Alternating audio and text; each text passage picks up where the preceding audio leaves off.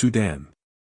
A land where the blue and white Nile meet, once rich in culture, gold, and hope.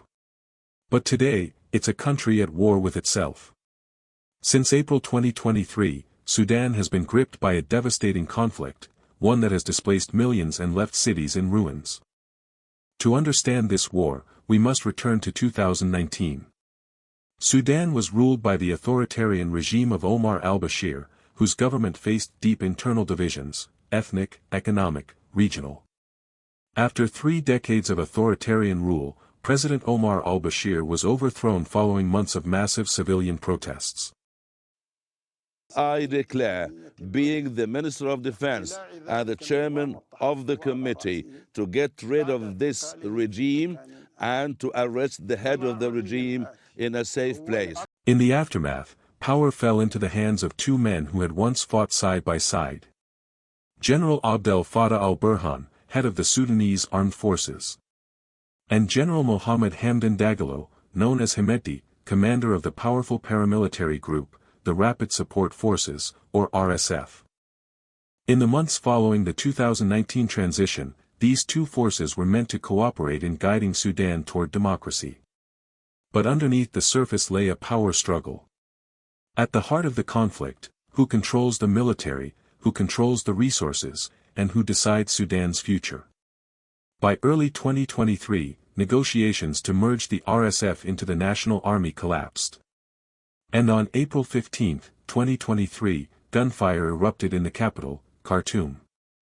The 2 former allies turned their weapons on each other, and Sudan plunged into war. What began as a power struggle, spread rapidly. Battles raged in Khartoum, Omdurman, and across the Darfur region, an area already scarred by past genocide.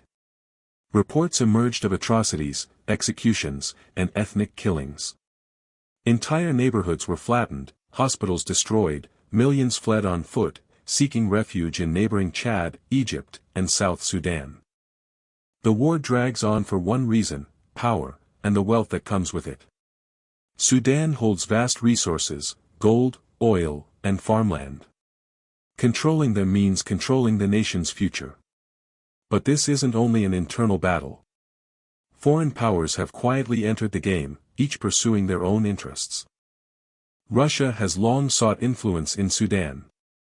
Russia has provided military support to the Sudanese Armed Forces, SAF, including weapons, and has long-standing military cooperation ties with Sudan. At the same time, through military cooperation and private groups like the Wagner mercenaries, Moscow has supplied weapons and training to both sides, hedging its bets on whoever wins. In return, Russia gains access to Sudan's gold and the promise of a naval base on the Red Sea, a strategic lifeline amid Western sanctions. Meanwhile, the United Arab Emirates plays its own role. For years, the UAE has been one of the largest buyers of Sudanese gold, much of it mined in areas controlled by the RSF. Intelligence reports and UN findings allege that weapons and drones were sent through Chad to aid Hemedti's forces, RSF. In return, the UAE buys the gold at a cheap cost from them. In 2025, Sudan's government even filed a case at the International Court of Justice, accusing the UAE of fueling the war, charges the UAE firmly denies. The UAE also has strategic investments in Sudan: agriculture, land, mining, which means it has interests beyond just one faction in the war. These outside influences turn Sudan's internal war into a global proxy struggle, where gold, power, and geopolitics collide. The result is catastrophic.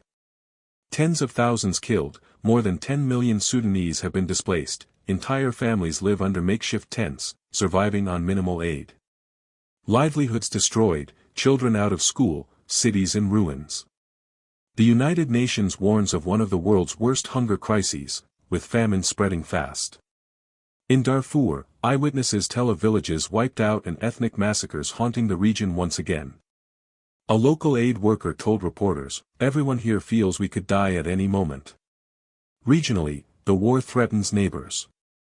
Refugee flows strain Chad, Egypt, South Sudan. It is a humanitarian nightmare unfolding in silence. The international community continues to push for peace, but truces collapse as quickly as they are signed.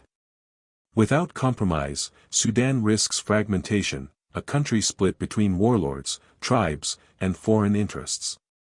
But amid the ruins, there remains hope, in the resilience of the Sudanese people. In their courage to rebuild, to educate their children, and to dream of peace once more. The war in Sudan is more than a struggle for power. It is the story of a nation fighting for survival, for dignity, and for its future. The world may look away, but Sudan's people still endure. And one day, when the guns fall silent, their voices will rise again, calling for peace, justice, and a new beginning.